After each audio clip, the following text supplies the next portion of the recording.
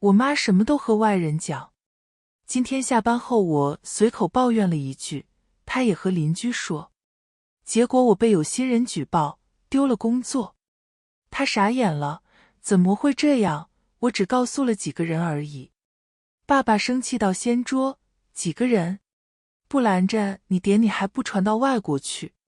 嘿，朋友，不管你现在是在挤地铁、等咖啡，还是刚放下手头的事想偷个闲，别着急划走。今天的一页故事刚好能填满你这几分钟的碎片时光。喜欢我的朋友欢迎点击订阅分享。那我们故事开始。我妈嘴巴漏风这件事是经过我们全家认证的。她什么都喜欢和别人说，家长里短婆媳撕逼，就连我爸裤衩上有个洞她也往外抖落。为此我爸和她吵了无数次架，告诉她闲聊可以，别把家底透露给别人。她总说自己没有，只是瞎聊点八卦而已。可每次家里发生了点什么事，都不用等到晚上，整个社区都知道了。我对她这个性格真的是非常不喜欢。可她是我妈，我能怎么样？只能忍着。然而没想到就这模仿着还是出事了。今天晚回家，因为加班的事我随口抱怨了一句，结果根本都没想到就这么一句唠叨话，我妈居然听到心里去了。转天我就听到有人在背后说我喜欢嘀咕，当时我就感觉不对，回到家我就开始问爸妈有没有把我说的话瞎传。他俩都摇头，哪能啊，我干什么去外边说你，这事可大可小，被有心人利用可就完了。爸爸首先回答，可说完这句他似乎想到了什么，转头看向妈妈，你呢？你在外边说了什么么？我没有啊。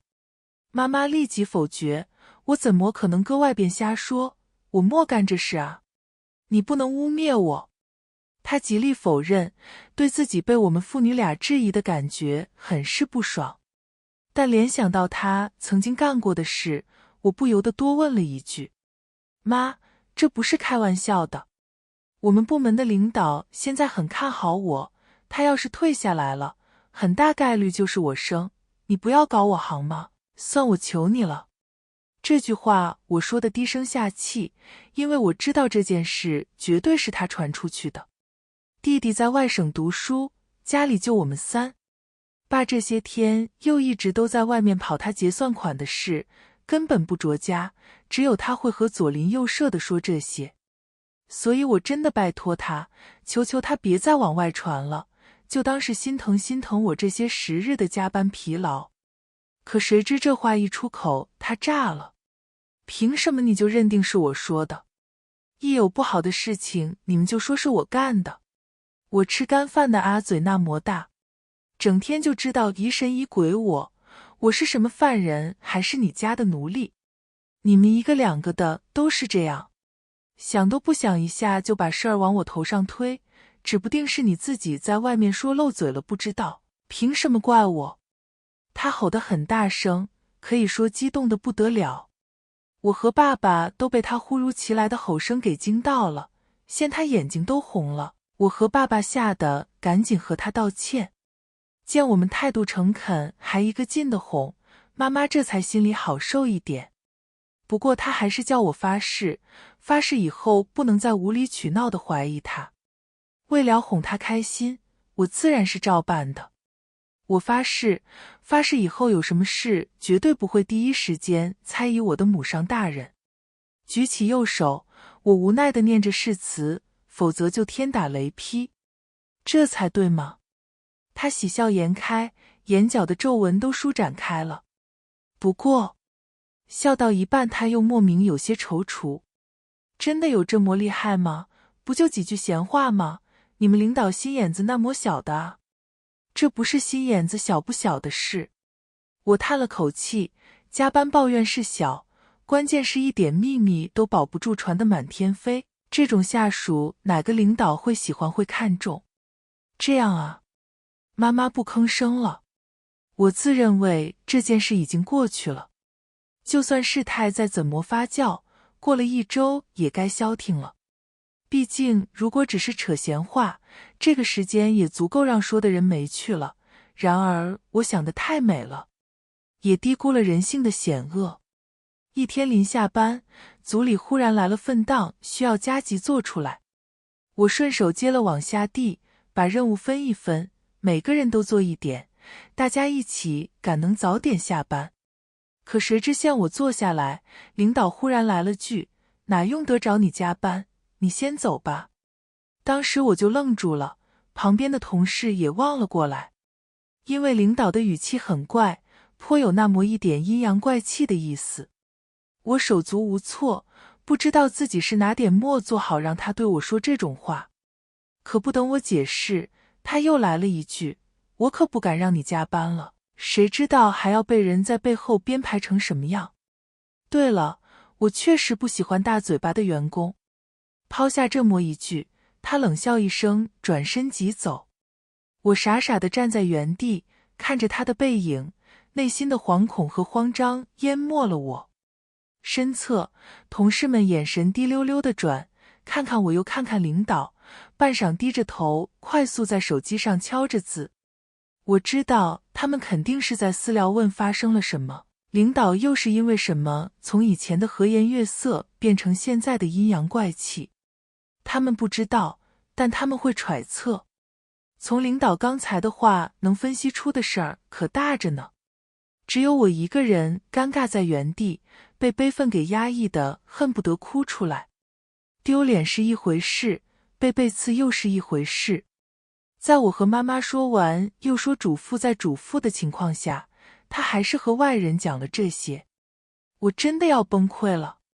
想到这，我也没心思加班了，哆嗦着手收拾东西，勉强自己不把情绪表露出来。回到家我就哭了。看着妈妈坐在沙发上和别人煲电话粥，一个劲地数落弟弟的不好，我压抑的情绪直接崩塌了。我们到底做错了什么？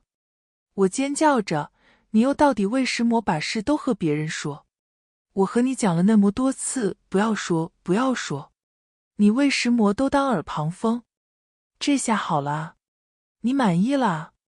我被领导骂了，被他嫌弃了，你高兴了吗？2次了，2次你都往外传了。你嘴是漏风的，还是天生就是破的？到底是为什么啊？你要这样对我？我哭到难以自已，背靠着墙滑下来，坐在地上放声痛哭。他被我的动作吓了一跳，慌里慌张地挂断电话，就要过来拉我。我甩开他的手，说什么都不让他碰，尖叫着哭个不停。恰好这时候爸爸也回来了。他打开门，看到的就是我哭到失声的画面，现妈妈满脸慌张，他下意识感觉不妙。怎么了这是？怎么哭成这样？小文，发生什么事了？你别哭啊，有事好说，别哭啊。对，有什么事咱们慢慢商量，你别哭啊。妈妈蹲在那一个劲的想把我拉起来搂在怀里。我疯狂挣扎，坐在地上看着她心虚的表情，恨疯了她。见我们俩脸色诡异的厉害，爸爸忽然灵光一闪，是之前那件事吗？你领导知道了？领导，哈哈哈哈哈，领导。我边哭边笑，自己从地上爬起来，宛若疯子一样赤脚在客厅游荡。领导夸我好样的，说我嘴巴没把门，什么都在外面传，说他确实不喜欢保不住秘密的下属。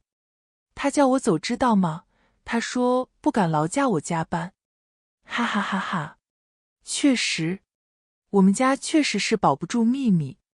我笑到发疯，整个人呼吸过度，眼前都是黑的。见我情绪不对劲，爸爸摁着我在沙发上坐下，往我怀里塞了包纸，就开始质问妈妈。怎么回事？怎么后面那句也传出去了？张淑珍，你嘴巴是棉裤腰带啊？怎么什么都跟外面的人说？不是我。妈妈的声音低了很多，她看了我一眼，踌躇半天也只挤出这么一句：不是我，不是你。家里就我们3个，不是你就是我，可我白天压根就不在家，晚上又9点10点回来。你的意思是我跑别人家吧门口说的？还是说你觉得是在外面读书回都没回来的老二说的？都这时候了你还狡辩？张淑珍你怎么这个样子？爸爸真的动怒了，看我哭成一团，整个人崩溃的不得了，他都不敢多劝我一句，生怕让我又乱哭。爸爸捂着额头，谢妈妈还在否认，他一脚踹向椅子。好好好，不是你是鬼行了吧？我现在就去问问邻居，问问社区里的那些闲嘴婆，看看是哪个鬼和他们说的。哎，老周你这是干什么？县爸爸不由分说的转身就要走，妈妈慌了，她急急忙忙的上前去拽爸爸，扯着他的衣袖不松开。是我好了吧？是我说的。妈！我尖叫起来，为什么啊？你到底为什么要在外面乱说？我是哪里对你不好吗？你为什么要这么对我？哭到发癫，我想起从小到大妈妈嘴上莫把门害我的事，顿时情绪激动地捂着心脏，感觉要爆炸。每次都是这样，每次都是这样，他不止一次这样做了。打小我就没有一点个人隐私，但凡他看见了知道的事就往外说。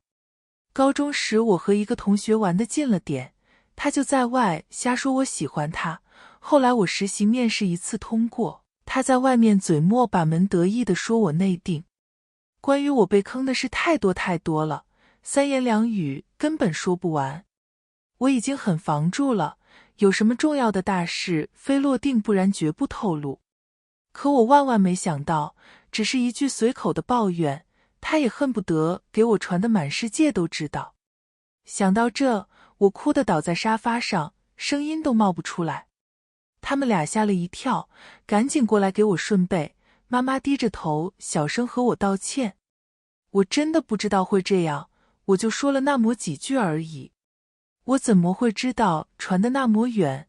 我就只在社区里说说，而且这些又不是什么坏话，不就那么点嘀咕吗？你领导太小心眼了吧？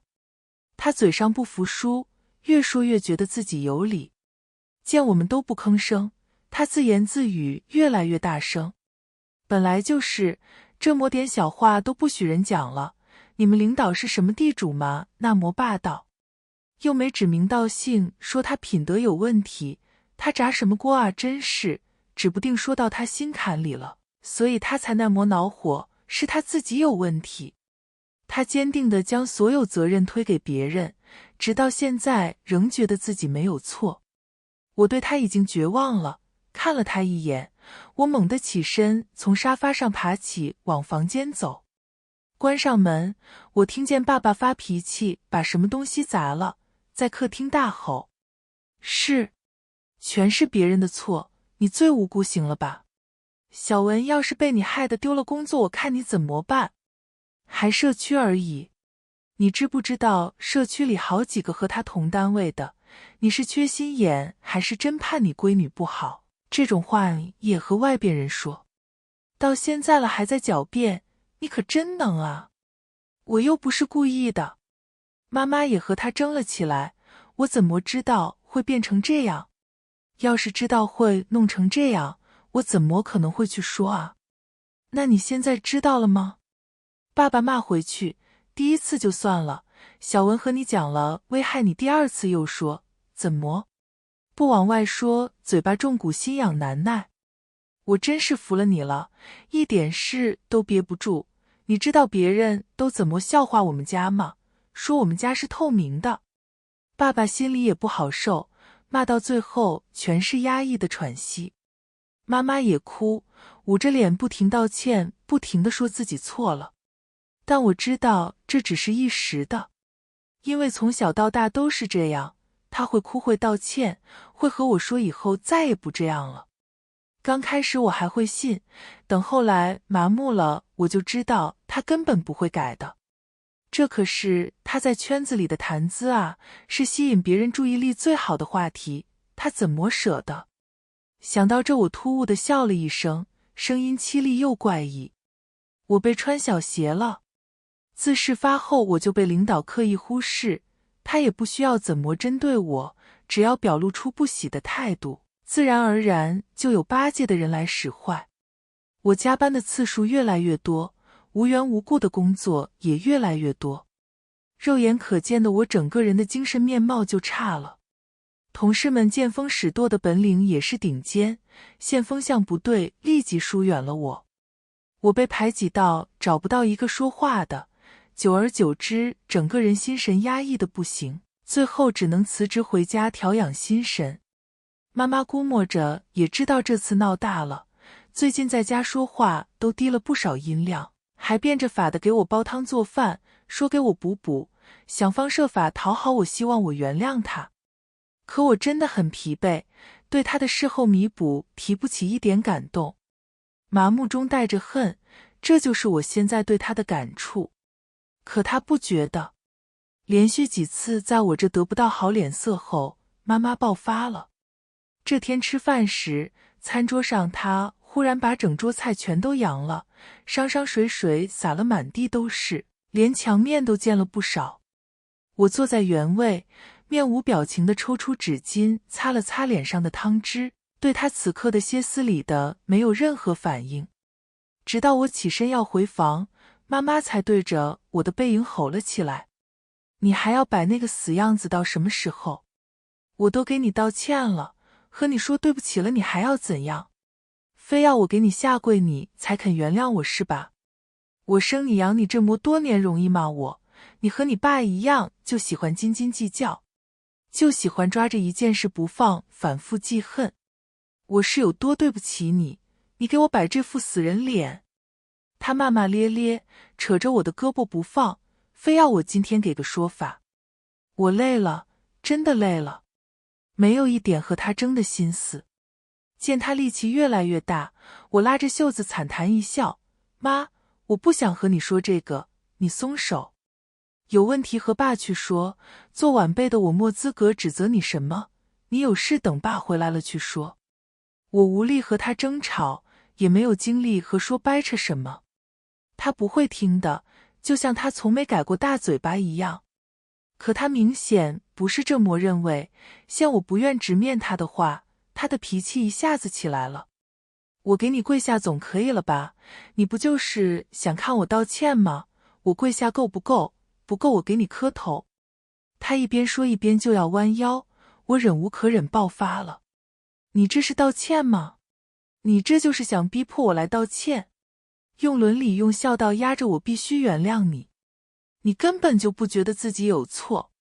你之所以做出这样的姿态，完全是因为我和爸这些天对你不理不睬，你受不了才来和我认错。您这哪是觉得自己做错了事，你是恨不得把我钉在耻辱柱上，让所有人都看看。看看我这个不孝女居然敢不原谅你，居然敢逼着你下跪，你这是恨不得我莫去死。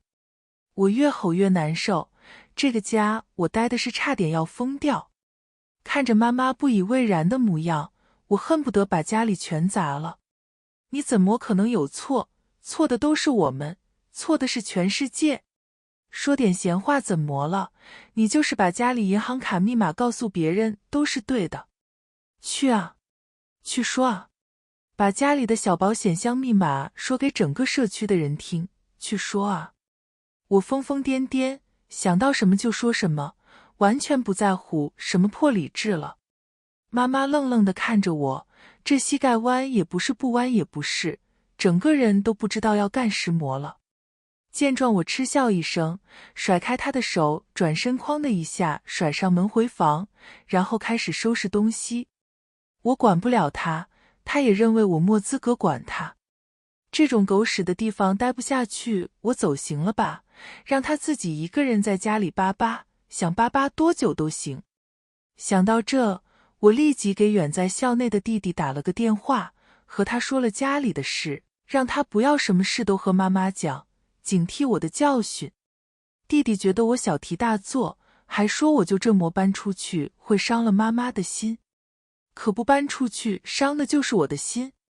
我劝慰他，我的前车之鉴放在这了，你自己看着办，别说姐莫提醒你。哎，你这话就说严重了不是？她可是咱妈，还能害我们不成？弟弟不以为然，显然没有把我的话听到心里去。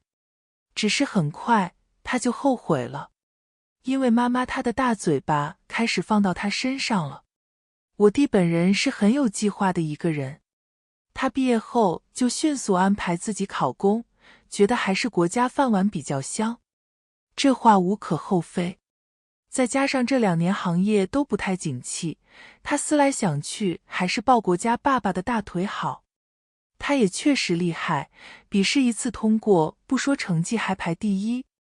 通过面试后，他兴致勃勃地给我打来电话，说自己上岸了，以后也是个吃铁饭碗的人了。我笑着恭喜他，厉害了老弟，喜欢什么？姐给你买个礼物庆祝庆祝。不用不用。他连忙拒绝，考完不算，现在才是关键期，政审公示都还没过，这时候低调才是王道。看来你还是懂的啊。我接了一句夸他谨慎，但我很快就想到了一个关键事，那就是叮嘱他一定不要再往外转，尤其不能和妈妈说。要说也行，但一定要在尘埃落定后，千万别提前告诉他，以免坏事。弟弟嘴上说着自己会谨慎注意，内心是怎么想的我不知道。我只知道最后他被刷下来了，就在公示期间。当时听完这个消息，我的第一反应就是有人在搞他，因为这种例子屡见不鲜。第二反应猜这个人会是谁。我特意为此回了趟家，问关在房里沮丧到偷偷哭的弟弟，知不知道是什么情况。弟弟说他知道。我面试出来的时候遇到了个人，一直都在打听我的情况，和我套近乎拉家常，我没理他。后来还在学校考研的同学和我说有人来学校打听我，而且对方还找了老师问我的事。姐你知道吗？弟弟狠狠抹了把脸，我被刷下来的原因是因为我个人行为不检，说我在学校和多个女生搞暧昧，脚踏多条船，可我根本就没有啊。我母胎单身，连女孩子的手都没牵过啊。他越说越崩溃，整个人情绪不稳，恨不得要疯。我劝了几句，被他崩溃地赶出门，说要关门自己冷静冷静。剩下我们仨坐在客厅的沙发上沉默，不知该怎么劝，亦或者说该怎么帮他。爸爸愤愤不平地骂了好几句，咒那个举报的人不得好死。只等到骂的嘴都快干了，他才话音一转，不行的话就直接去找个班上吧，也不一定非要考公，大把的工作岗位不是，莫必要一定就认准了那个公务员。其实考上了也没实磨，工资也不高，也就落个清闲，不怕被辞而已。说着这些安慰自己的话，爸爸冲着房间喊了句弟弟，希望他也能听进去。是啊是啊，干别的干别的。久久没出声的妈妈也跟着附和，她一改往日的泼辣和凶悍，垂眉顺眼，说话都透着一股子虚虚的气息。确实是，工资不高也没啥可图的，还是公司上班挣得多，不考了好啊，不考了好啊。说完这句，他还讪讪一笑。我坐在一旁看着，觉得很不对劲。妈妈的嗓门可从没这么虚弱过，按照她的人设，听到这么气愤的事，那不得一下子从地上蹦起来大骂了。今天是怎么回事？她的声音怎么越说还越小了？我疑惑地看着她，越看越觉得她不对劲。见我这样死盯着，妈妈不高兴了。她狠狠白了我一眼，抱着手臂迅速转身往厨房走去，既没有像以往一样质问我干什么，也没有大声吼我看什么看。妈，这件事和你有没有关系？我走过去冷不丁地问了一句，你说实话，周子翰这事和你有没有关？你又想说是我干的对吧？妈妈立即转身冲我大吼，一有事就是我干的，一出问题就是我的错。我脸上是刻字了，还是身上的衣服写了什么？你凭什么把责任怪在我身上？我告诉你，周小文，你在这磨疑神疑鬼我，咱们俩的母女之情算是完了。他摔了铲子，在厨房骂骂咧咧，用哭吼的声音质问我的良心在哪。魏石魔总是怀疑他这个当妈的，他从来就没想过要害自己的孩子。我沉默了，听着他哭得断断续续的哽咽声，当时我的心也跟着难过起来，觉得自己当真不是个东西，怎么就没凭没据地怀疑起妈妈来。然而接下来发生的一幕让我瞬间收回了自责，因为弟弟冲出来了。啪的一声，房门打开，弟弟刷刷几步就冲到厨房，扒着门冲着厨房里的妈妈吼了一句：你确定没有说过是吗？他红着眼，刚才我又问了一遍同学，他说当时那个人很有目标，直接上来就问我在学校的交友情况，还点名问了几个女同学的名字。妈，他是怎么知道我的这些消息的？你真的什么都没和别人说吗？我面对我的质问，妈妈敢强是因为我没有证据，但在弟弟拿出聊天记录的情况下，妈妈哑声了。她站在厨房，手里拿着铲子，整个人相当无措。我怎么知道啊？就有个人在社区健身器材那里问你的事，说是你的初中同学，问你在大学过得怎么样。我看他蛮亲切的，还给我买水，我就稍微聊了几句，说了说你在学校的情况。我怎么知道他不怀好意？这怎么能怪我？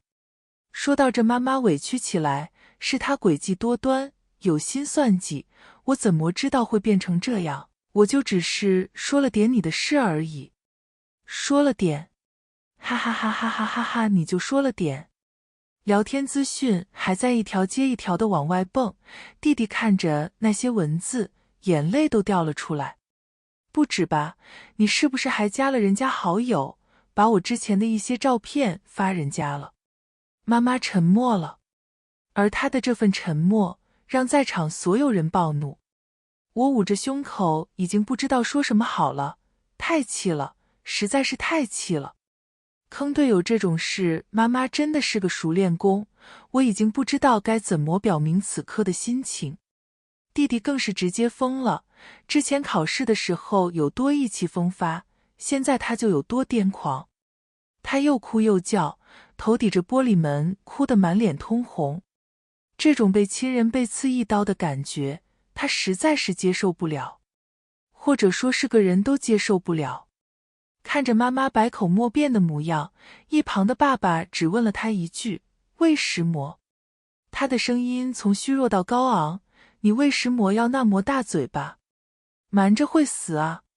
不和别人说会死啊？你还加人家微信，让别人拿着你发的图片找去学校打听事情，你都和别人说了什么？又在炫耀是吧？整天没事干，不是抱怨就是搁那秀个没完是吧？子翰说了千八百遍了，低调低调，把嘴闭上，你脑子都长在哪？实在是受不了了，爸爸直接抢了锅铲往地下一摔，一脚把旁边的垃圾桶踢翻，整个人陷入狂躁。我听的是眼前一黑，蹲在地上捂着额头，不知道说什么好。弟弟则入魔了一样看着手机聊天记录，眼泪啪嗒的掉。年轻气盛，刚踏入社会就遭遇了这么一场险恶的人心考验，也不知道弟弟什么时候能缓过神。我只能安慰他，叫他别伤心，大不了就出来上班，其实体制内也很内卷的，上班多自由。这个道理弟弟也懂，只是他捂着脸哭得很狼狈，我就是不甘心啊。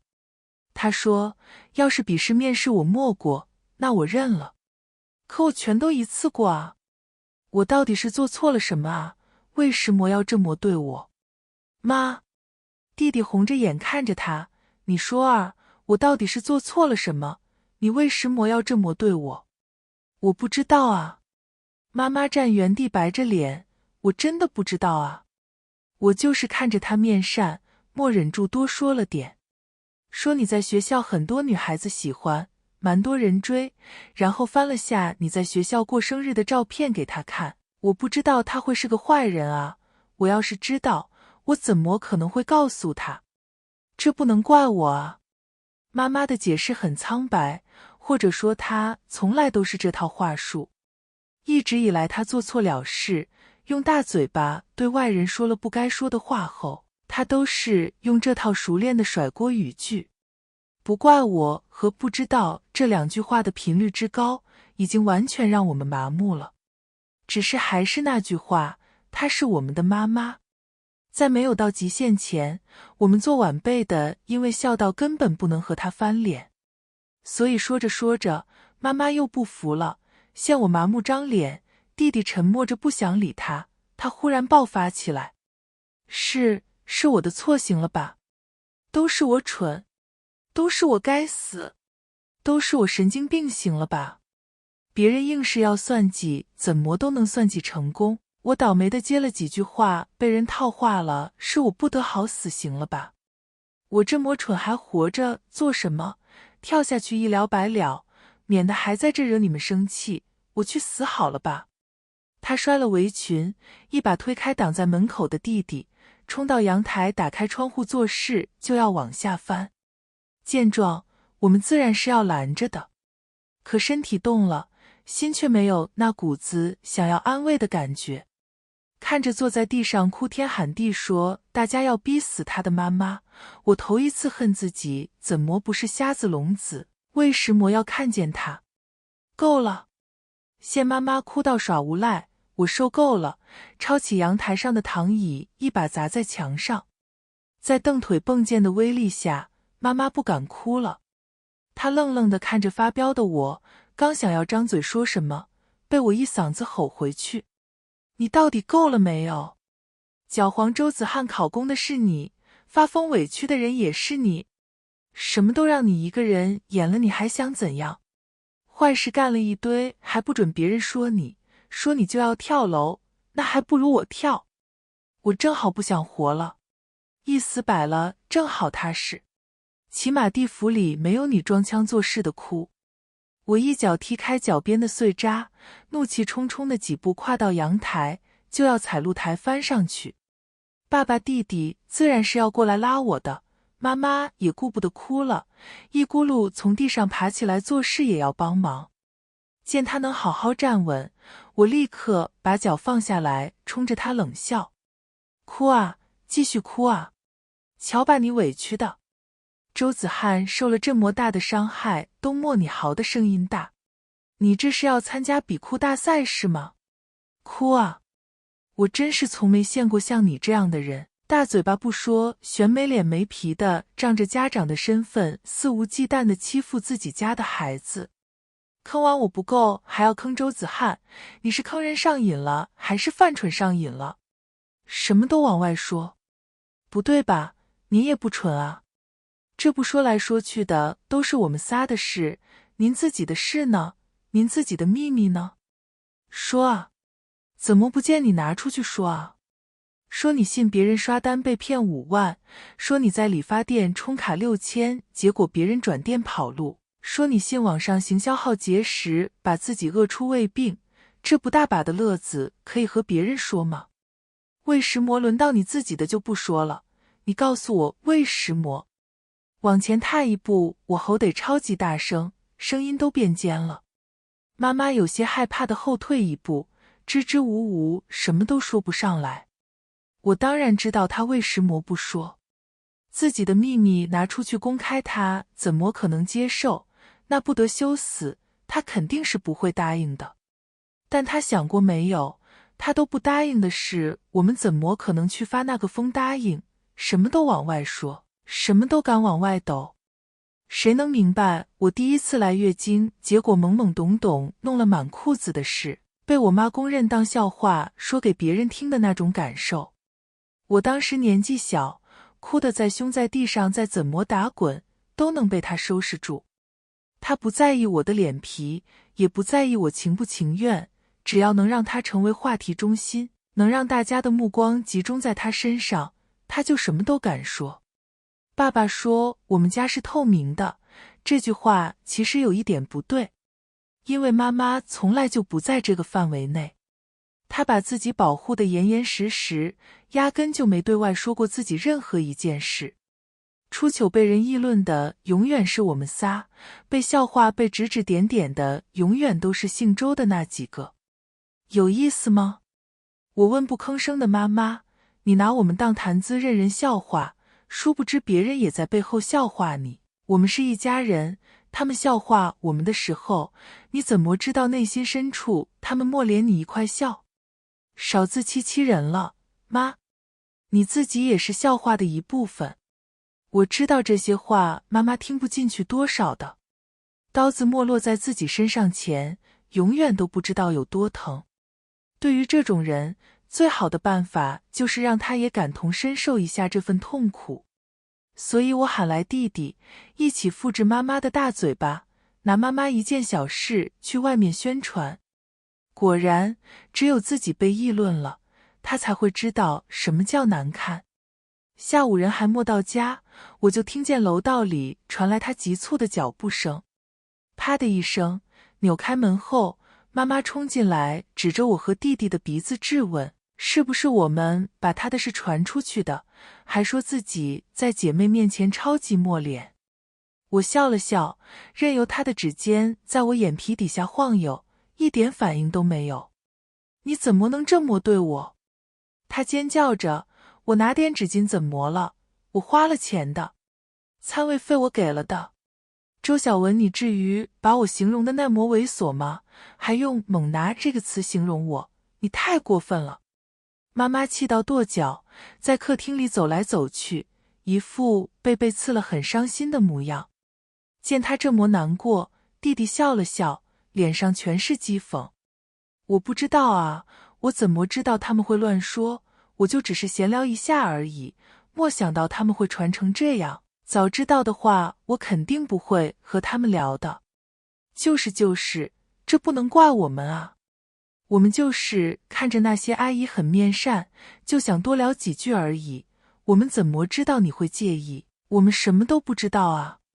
一唱一和，我和弟弟完全把他的话堵死了，用魔法打败魔法那套封住了妈妈接下来想说的话。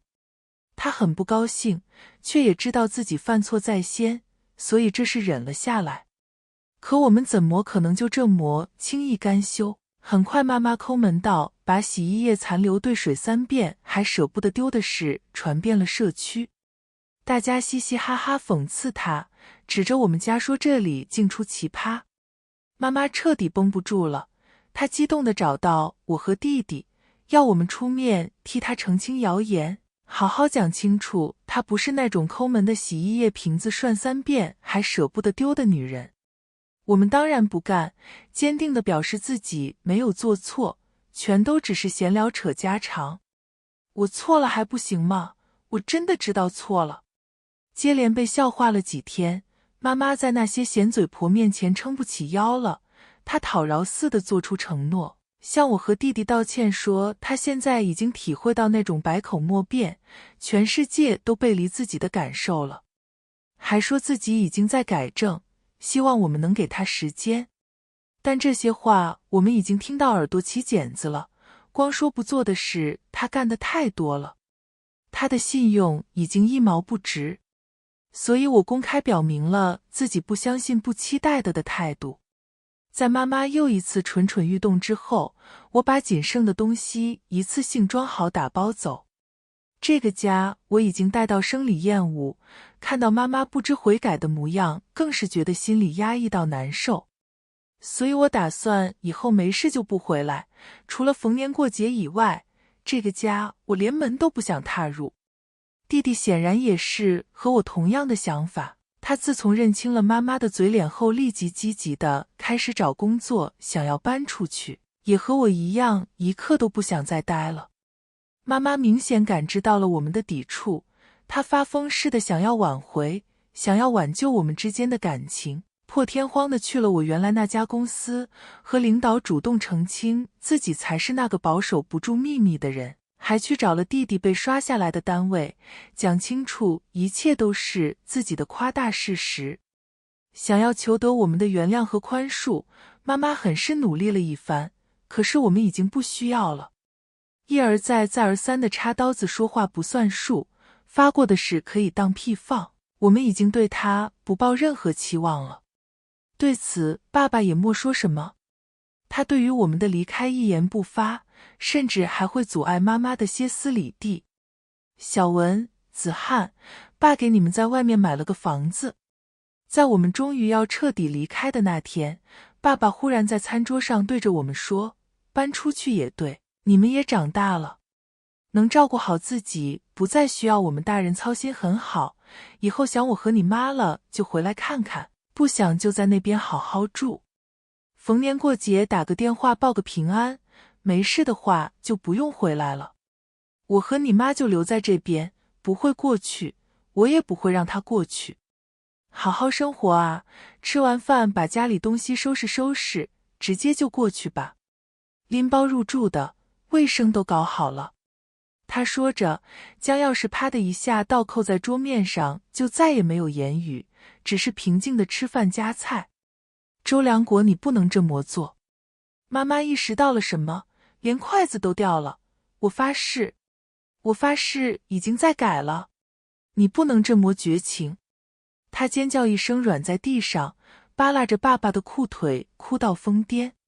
我没有和那些人说了，真的没有了。我把群都删了，朋友圈里的东西也删干净了，我全都拉黑，全都不联系了。社区里的人我也莫再说一句话了。你信我啊，你不能这么对我。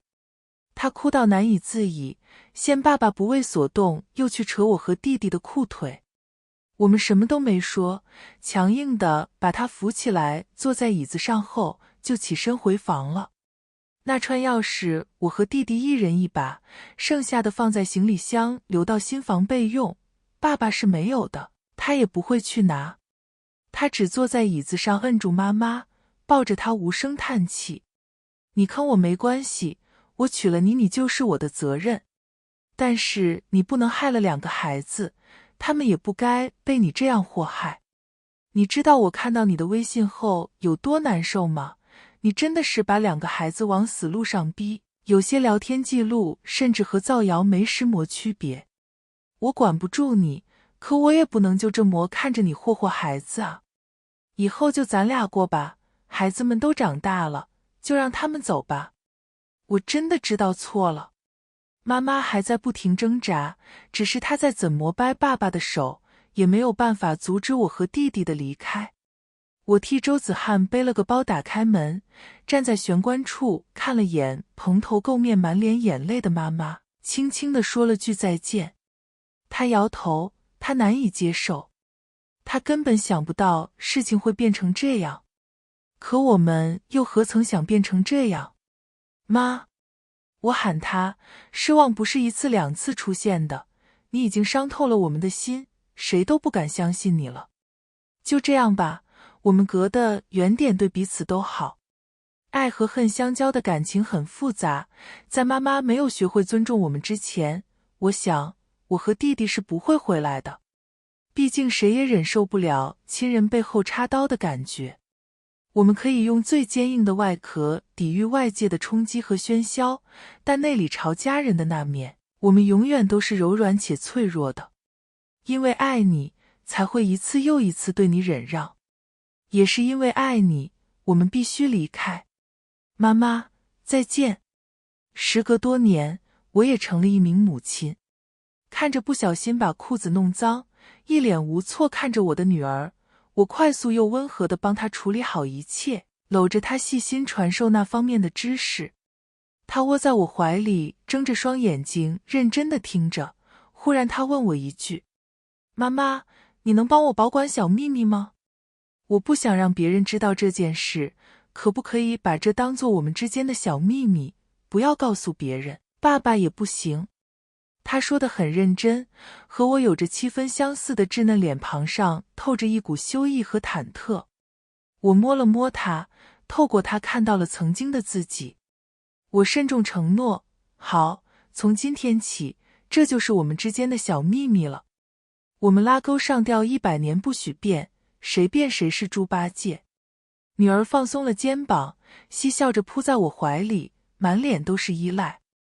我抱着她，忽然想到了我的妈妈，想到了前2天还给我打电话歇斯底里的骂我不孝，没有回来看望的她。因为多次出卖背后捅刀，我们已经很久没有联络了，弟弟更是非重大事不回去。独享寂寞的他看着别人儿孙满堂依偎在一起的模样，整个人已经崩溃了。崩溃就崩溃吧。我耸耸肩，什么都笑，乳腺增生的就是我。是，我知道自己这样很小心眼，但我受够了妈妈无限回圈一样的道歉、出卖、道歉的出卖。事实证明，有些人的性格就是定型了的，他根本改不了。我没那个本事让他逆天换性格，那我就只能远离他，无限远离他。然后用言传身教的放松告诉所有人，尊重孩子，给足他们安全感到底有多重要。上一代人不懂且不屑扭转的高高在上的家长姿态，从我们这代开始发生变化。因为那些哭泣、不曾被父母尊重的孩子也长大了。我们可能不是一个好孩子，但我们一定会是一个好母亲或者好父亲。因为我们的童年不完美，因为我们懂得那种不被尊重、没有自我的痛苦，所以我们不会让自己的孩子再次活成我们的缩影。愿我们都以治愈自己，愿我们都能成为最好的自己。如果你喜欢今天的故事，不妨把它分享给身边的人，让一份小温暖变成2份、3份。下一期一页故事，我们还会带来新的一页惊喜，可能是关于梦想，关于陪伴，也可能是关于不期而遇的感动。记得准时来赴约，咱们下期不见不散。